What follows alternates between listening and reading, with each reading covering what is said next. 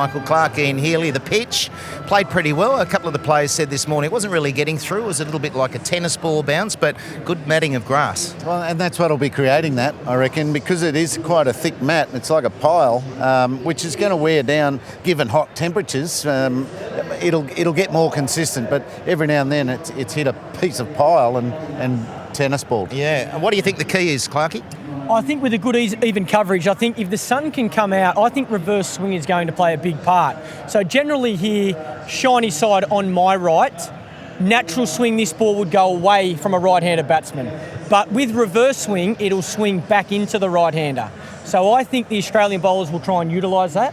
I think we saw a little bit of that late yesterday, just before the rain come. And Pakistan are brilliant with reverse swing. So I think that's going to play a big part. But what are you saying? It's pretty dry underneath and it's quite abrasive for that side to scuff up. Yeah, well, I think the rough side of the ball is going to scuff up, whether it be on the pitch or even around the wicket. As we can see, the other strip just behind us here, the fielders will throw the ball into that. So they'll be able to rough one side of the ball up and then really, like you see with this ball here, really shine that shiny side.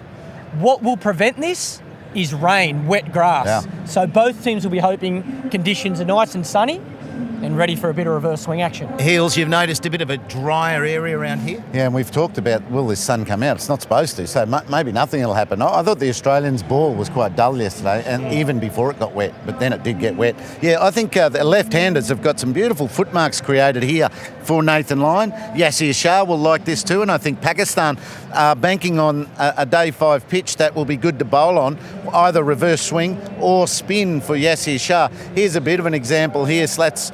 Around this crack, there are some cracks down the middle of this pitch, but again, it's going to need hot temperatures to sort of open them up. And you see the red marks that have landed in a grassy patch around that crack. Now, if it lands on a less grassy patch, there's no red marks, and that's got to be the inconsistent bounce and pace of this wicket at times. But it's a good wicket, it's a great wicket.